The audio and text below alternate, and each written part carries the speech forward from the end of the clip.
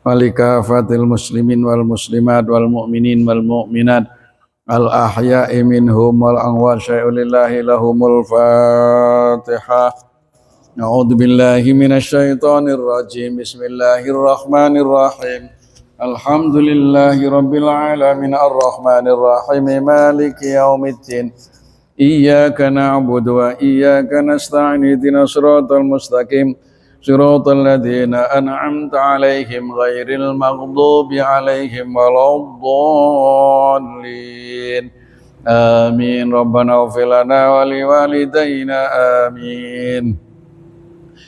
Ya Rabbi bil Mustafa balligh maqasidana waghfir lana ma madha ya wasi'al karami. Ya Rabbi bil Mustafa balligh maqasidana waghfir lana ma madha ya wasi'al karami. Ya Rabbi hayy lana min amrina rasyada waj'al ma'unatakal husna lana madada. Ya Rabbi bil balligh maqasidana waghfir lana ma madha ya wasi'al karami. Huwal habibul ladzi turja syafa'atuhu likulli hawlim minal ahwali muqtahimi.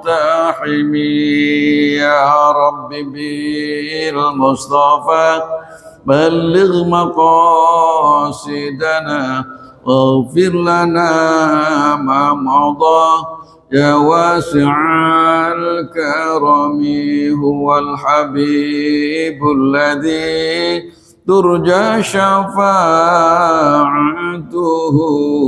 likulli hawlim minal ahwali muqtahimi. Ya Rabbi bil Mustafa balligh maqasidana waghfir lana ma madha ya wasi'al karami. Allahumma salli wa sallim wa barik alaihi wa ala alihi. Para jamaah sekalian yang dirahmati Allah, alhamdulillah pada malam hari ini kita semuanya dalam ketetapan iman Islam dalam keadaan sehat walafiat. Semoga iman Islam yang ada pada diri kita yang dianugerahkan oleh Allah kepada kita, Allah tetapkan iman Islam kita sampai akhir hayat dan kita semuanya mendapatkan husnul khatimah. Kesehatan yang Allah anugerahkan kepada kita, mudah-mudahan kita bisa menggunakan nikmat sehat itu untuk ibadah sebaik-baiknya kepada Allah Subhanahu wa taala. Salawat salam semoga tetap Allah limpah curahkan kepada baginda Nabi kita Muhammad sallallahu alaihi wa alihi wasallam. Para jamaah sekalian yang dirahmati Allah, pada pertemuan bulan yang lalu kita membicarakan tentang syafaat. Kemudian malam hari ini saya akan menjelaskan tentang Isra Mi'raj, bagian daripada mukjizat Nabi kita Muhammad sallallahu alaihi wasallam. Mukjizat Nabi kita Muhammad sallallahu alaihi wasallam itu sangatlah banyak, dan mukjizat-mukjizat itu melebihi daripada mukjizat nabi-nabi sebelumnya. Mukjizat Nabi kita Muhammad sallallahu alaihi wasallam yang sangat fenomenal, di antaranya yaitu Nabi membelah bulan.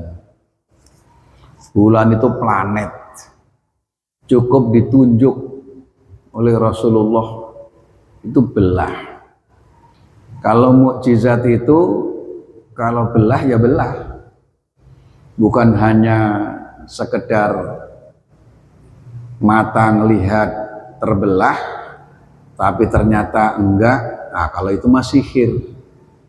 Kalau mukjizat itu ya kejadian sebenarnya, walaupun bulan itu berupa planet besar seperdelapan bumi, satelitnya bumi itu kan bulan. Nah, itu kalau mukjizat terbelah ya terbelah, karena mukjizat itu hak dari Allah. Ya. Kemudian yang kedua, mukjizat Nabi kita Muhammad SAW itu makanan yang sedikit bisa menjadi banyak sekaligus. Ini terjadi di saat para orang-orang, para sahabat yang pulang perang lalu membutuhkan makanan, itu makanan sedikit, kalau mukjizat Nabi itu menjadi banyak. Kemudian memancarkan air dari jari-jari. Kalau Nabi Musa memukul batu lalu keluar 12 mata air. Kalau Rasulullah nggak pakai mukul batu, tapi dari celah-celah jari ini keluar jadi sumber air. Nah, itu mukjizat. Jadi mengalahkan mukjizatnya Nabi Musa. Ya. Kemudian mukjizat yang bersifat abadi dan bisa mengalahkan seluruh apa yang ada, yaitu Al-Qur'anul Karim. Al-Qur'anul Karim ini nggak bisa dikalahkan oleh mukjizat apapun, dan sifatnya sampai hari kiamat. Kalau Nabi Musa membelah laut, itu kejadian cuma satu kali, nggak bisa diulang, gitu. Tapi kalau Al-Quran bisa dinikmati semua manusia, gitu. Dia bisa selamat gara-gara Al-Quran, dan nggak terbatas sampai hari kiamat. Al-Quran berupa ilmu pengetahuan, semuanya udah tercakup di situ. Nah, yang kelima mukjizat Rasulullah adalah peristiwa Isra Mi'raj. Isra Mi'raj ini termuat dalam Quran surah Al-Isra ayat 1. Subhanalladzi asra bi'abdihi lailam minal masjidil harami ilal masjidil aqsal ladzi barakna haulahu linuriyahu min ayatina innahu huwas samiul basir. Itu Isra. Kalau Mi'rajnya dalam surah An-Najm, ya, dari oleh ayat 12 sampai 18. Kalau Al-Isra 1 itu Isra-nya. Kalau Mi'rajnya itu surah An-Najm ayat 12 sampai 18. Peristiwa Isra Mi'raj itu terjadi pada bulan Rajab. Tanggal berapa? Tanggal 27 Rajab. Rojaba.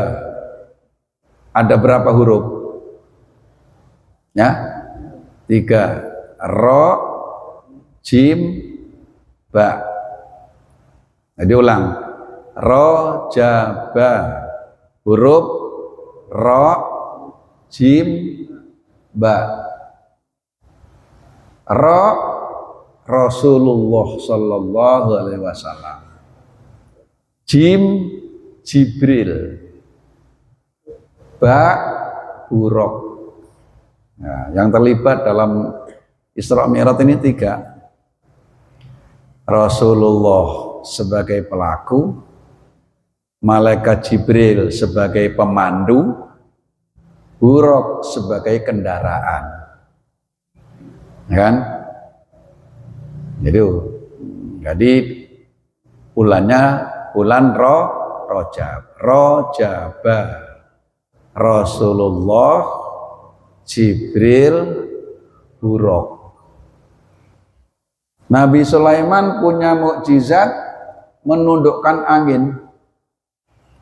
Sehingga angin ini diperintah oleh Nabi Sulaiman untuk membawa kemana saja.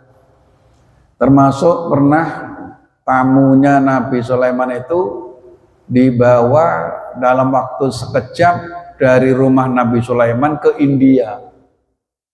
Gara-gara dia itu namu ke rumah Nabi Sulaiman, kemudian ada tamu berikutnya itu melototin dia terus, sehingga dia ketakutan.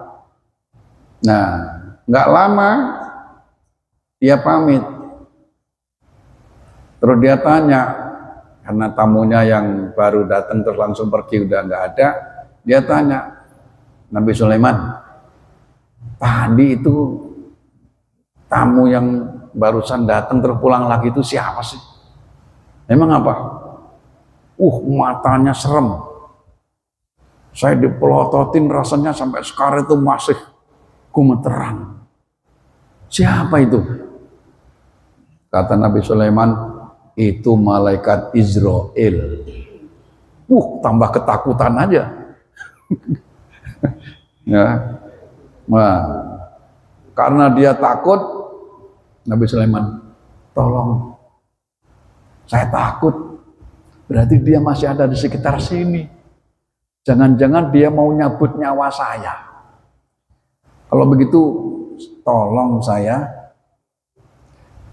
supaya saya dibawa oleh angin yang kau tundukkan, bawa ke India. Begitu. Akhirnya benar tuh sama angin, bawa seret, nyampe India. Pas sampai di India, malaikat Israel sudah ada di sana. Langsung dicabut. Nah, kenapa tadi malaikat Israel kok pakai melotot? Karena malaikat Israel diperintahkannya mencabut nyawa orang ini di India. Sementara tinggal berapa menit lagi masih ada di rumah Nabi Sulaiman. Gitu kan. Nah, akhirnya begitu dia minta pertolongan Nabi Sulaiman, dibawa oleh angin, pas sekejap nyampe. Gitu. Jadi orang itu di mana meninggalnya itu sudah ada catatannya. Kita ini semua nanti meninggalnya di mana? Kita nggak tahu. Dan itu sudah ditetapkan oleh Allah. Waktunya sudah ditetapkan. Penyebab meninggalnya sudah ditetapkan. Kemudian tempatnya juga sudah ditetapkan. Husnul khotimah atau su'ul khotimah juga sudah ditetapkan. Kalau yang 3, mau di mana saja nggak mengaruh, gitu. Nah, yang pengaruh ini yang 1 nih, yaitu husnul khotimah. Nah, gitu. Kalau karena ini penentu kita ini, ahli surga atau nerakanya itu di sini tempatnya gitu. Empat-empatnya kita nggak tahu, tapi yang paling menentukan yang nomor 4 nih, su'ul khotimah atau husnul khotimah. Tapi tanda-tanda mendapatkan husnul khotimah, su'ul khotimah itu diketahui. Kalau soal husnul khotimah, su'ul khotimah itu urusan Allah, bukan urusan kita. Kalau urusan kita itu ikhtiar. Nah, ketika kita dimudahkan dalam hal kebaikan, berarti kita dikehendaki husnul khotimah. Kalau kita ini melakukan kebaikan itu rasanya berat, tapi ringannya justru kepada kemaksiatan, itu tanda-tanda kita mendapatkan husnul khotimah. Maka ketika Rasulullah ditanya, ya Rasulullah, kalau memang sudah semua ditetapkan, ahli surga, ahli neraka, husnul khotimah sudah ditetapkan semua, ngapain kita pakai acara sholat, berbuat baik gitu. Kata Nabi, itu urusan Allah, urusan kita. Ketika kita ditakdirkan baik, berarti kita dimudahkan dalam menjalankan kebaikan. Nah, jadi insya Allah nih kita semua dapat husnul khotimah. Karena sampai malam hari ini umur kita sudah sekian, kita masih istiqomah di majelis taklim, masih istiqomah sholat 5 waktu. Itu tanda. Insya Allah. Gitu. Nah, jadi kalau Nabi Sulaiman secepat angin, kalau buruk berapa kecepatan kilat? Beberapa kecepatan kilat. Buruk itu jamak dari barkun. Barkun itu artinya kilat. Kalau burukun itu jamak taksir. Beberapa kilat. Berarti lebih cepat beribu kali lipat dibanding angin. Berarti Nabi Muhammad mukjizatnya di atas mukjizat siapa? Nabi Sulaiman. Peristiwa Isra Mi'raj itu. Gitu. Nah, sekarang kita meninjau tentang ayat.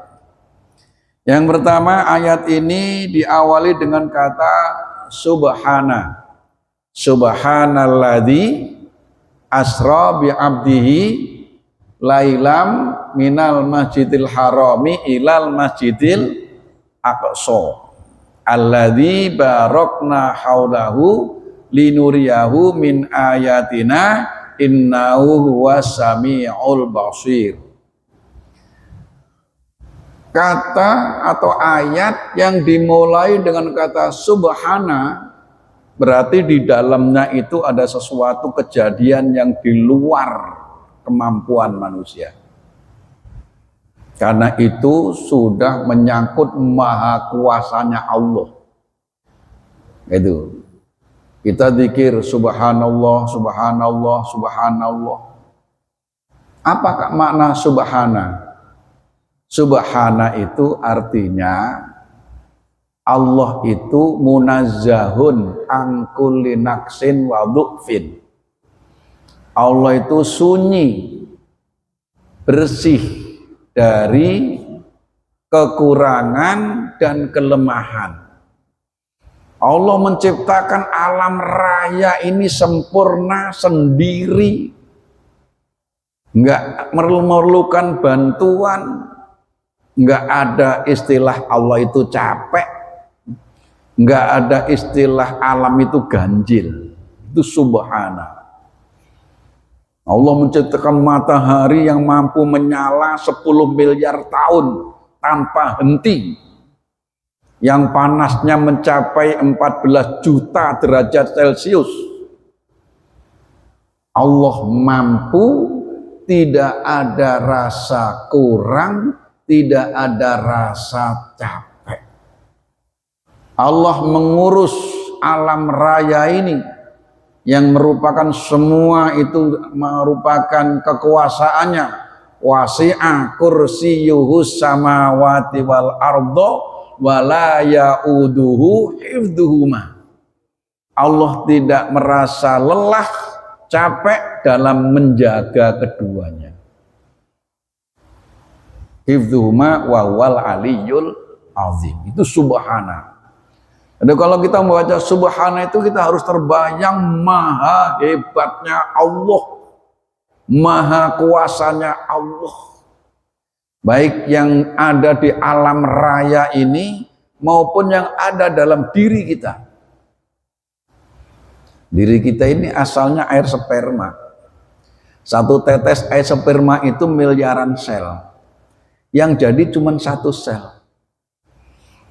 Kecilnya, saking kecilnya nggak bisa dipegang. Gitu. Bisa jadi diri kita. Subhanallah. Gitu. Subhanallah. Mata kita ini miliaran sel. Saking lembutnya, ini nggak bisa memilah-milah kayak kita memilah-milah kawat gitu, karena saking lembutnya. Subhanallah, ya kan? Gigi kita ini jangan dikata sembarangan. Gigi kita ini itu ada salurannya ke seluruh sel dalam tubuh, gitu. Maka gigi disuruh membersihkan dengan siwak, dengan gosok gigi. Rasulullah punya perintah khusus tentang membersihkan gigi. Itu karena di situ ada pusat saraf di situ, di lak-lakan itu, ya kan? Nah itu subhana, maha hebat Allah. Subhanalladzi asra bi abdihi. Yang kedua abdihi. Ketika Allah menjalankan Nabi kita Muhammad sallallahu alaihi wasallam, Allah menyebutnya dengan kata abdun. Abdun, hamba. Ya. Nah, hamba ini ternyata derajat yang paling tinggi. Allah tidak menyebutkan asra bi rasulihi, enggak menggunakan pangkat kerasulan. Allah tidak menyebutkan asra bi nabiyhi, tidak mengangkat derajat kenabian. Tapi justru derajat abdun. Orang yang mengabdi, orang yang sudah berserah diri secara total kepada tuannya, itu abdun. Kalau di dunia kerajaan ada istilah abdi dalam. Orang-orang yang sudah loyalitasnya kepada raja itu yang udah nggak diragukan. Itu yang kerja di kerajaan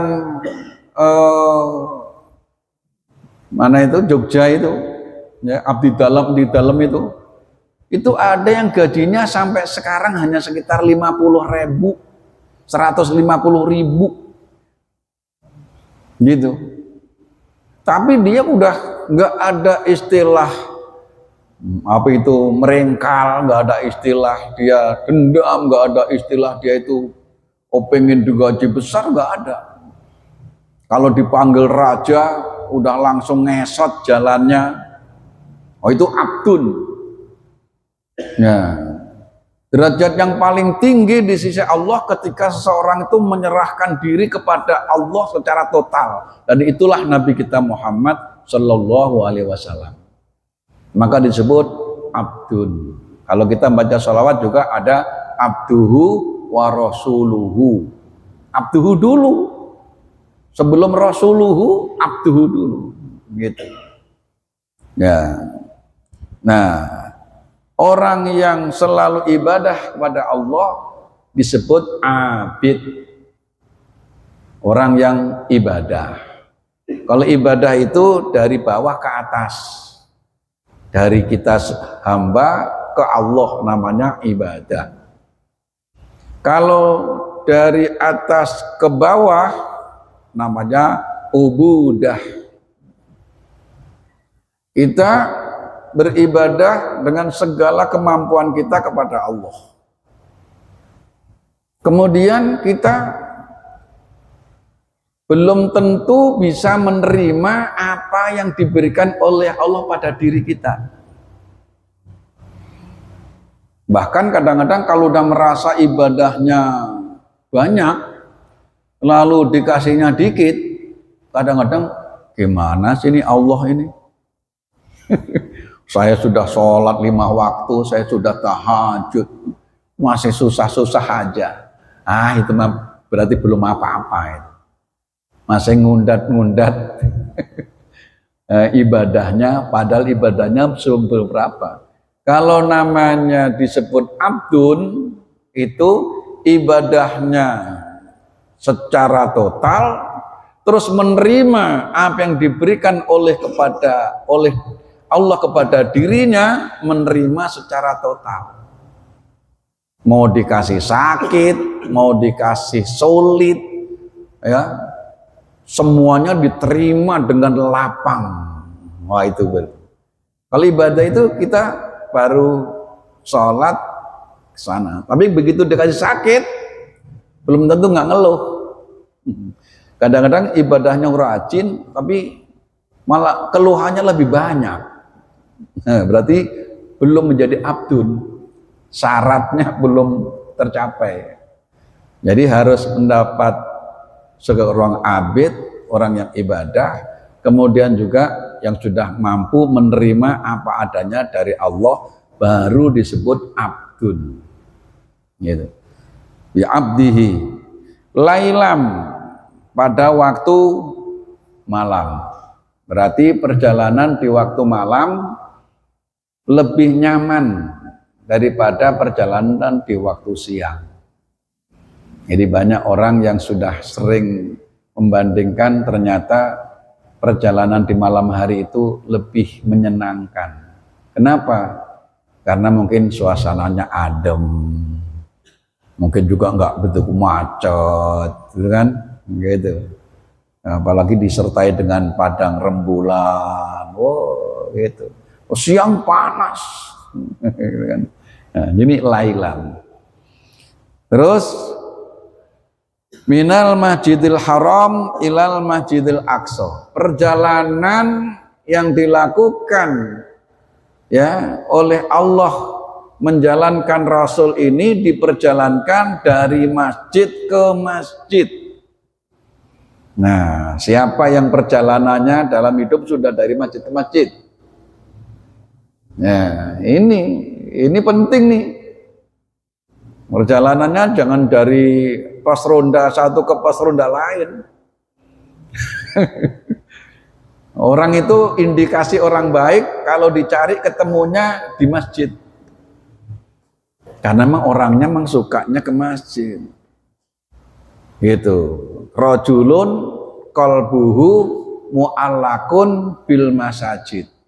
Di antara orang yang tidak akan merasakan panasnya padang mahsyar, yaitu orang yang hatinya terpaut dengan masjid. Pulang sholat subuh, di dalam hatinya sudah ada rencana memikirkan sholat zuhur, balik ke masjid. Pulang dari sholat zuhur, di dalam hatinya sudah ada niatan nanti asar balik lagi. Pulang di waktu asar, di dalam hatinya sudah ada terbesit nanti maghrib balik lagi. Ya kan? Itu namanya qalbuhu mu'allakun bil masajid. Hatinya selalu terkait, terpaut dengan masjid. Orang-orang yang seperti ini nanti masuk kelompok 7 orang yang tidak terkena panasnya padang mahsyar. Insya Allah. Udah apa belum? Udah apa belum? Kita jamaahnya baru zuhur asar, baru maghrib isya subuh, apa sudah 5 waktu?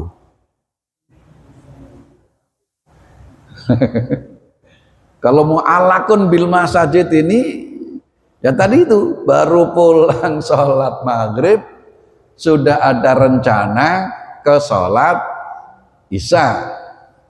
Pulang dari sholat isya dalam hatinya udah terbesit besok subuh datang lagi sholat subuh berjamaah.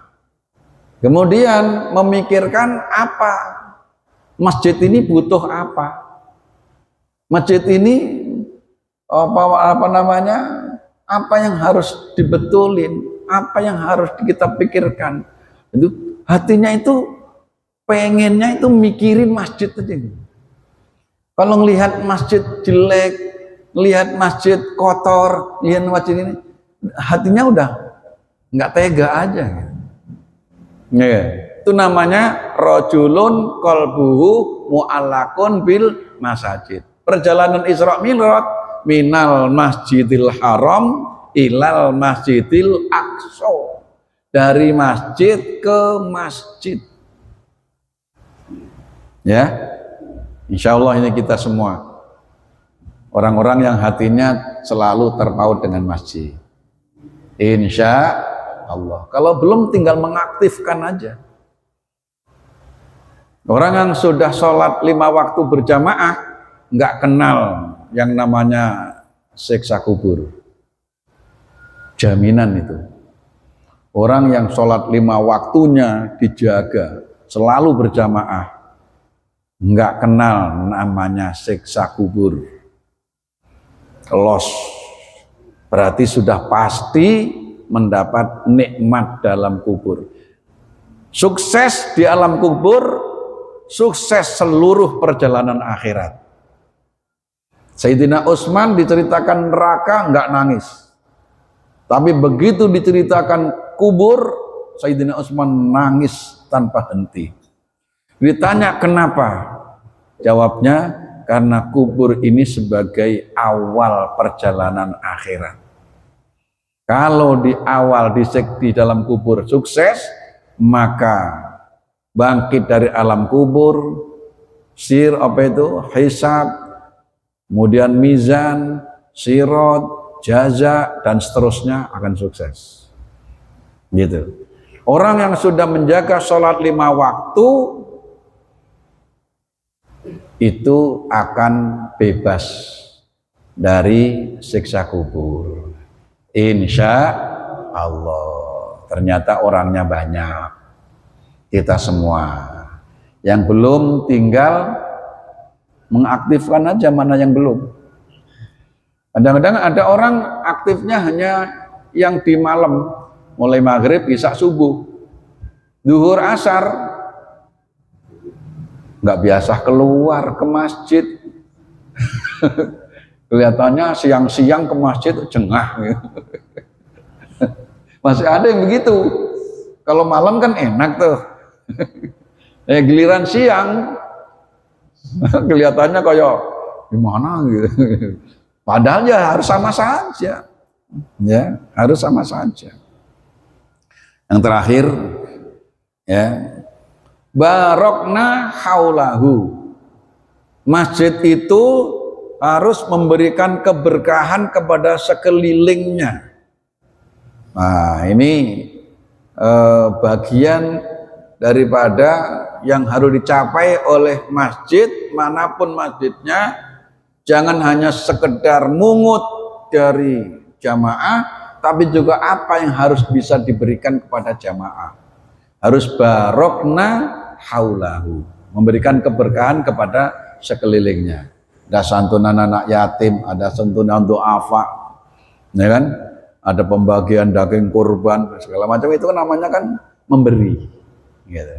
Insya Allah. Sampai di sini ada waktu dikit. Bagi yang mau bertanya dipersilakan. Kalau ada. Ya, ini baru Isra, belum Mi'raj. Ya, belum Mi'raj. Waktunya nggak cukup. Baik, untuk itu kalau memang tidak ada yang bertanya, berarti insya Allah semuanya sudah paham. Kalau udah nggak tanya berarti udah paham. Oh ada Pak Haji jurnalis. Ya.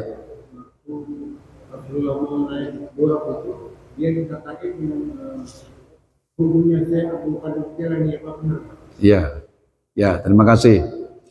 Ketika Rasulullah dihadirkan buruk sebagai kendaraan untuk perjalanan Mi'raj, ya, Isra Mi'raj, itu ketika buruk dipegang, itu saking senengnya tersentuh oleh jasad Rasulullah sehingga membumbung tinggi. Jadi fisiknya ini nggak kuat untuk menampung ruhnya, jadi membumbung tinggi. Karena membumbung tinggi, Nabi mau naik kan susah karena tinggi. Lalu Allah menghadirkan ruhnya Syekh Abdul Qadir Jailani, lalu dibuat injakan. Nah, ketika Rasulullah menginjak pundak Syekh Abdul Qadir Jailani, hari ini kamu saya jadi pijakan, maka nanti kamu akan menjadi sultan aulia, menjadi pimpinan para wali-waliullah. Nah, kemudian ketika Syekh Abdul Qadir Jailani lahir, di pundaknya masih ada bekas. Masih ada bekas itu diinjak oleh Rasulullah. Itu benar. Nanti ketemunya di kitab Fathur Rabbani. Saya lagi ngaji. Lagi ngaji di Klender memakai Salahuddin.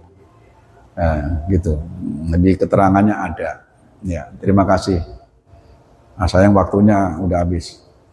Subhanakallahumma wa bihamdika asyhadu an la ilaha illa anta astaghfiruka wa atubu ilaik. Assalamualaikum warahmatullahi wabarakatuh.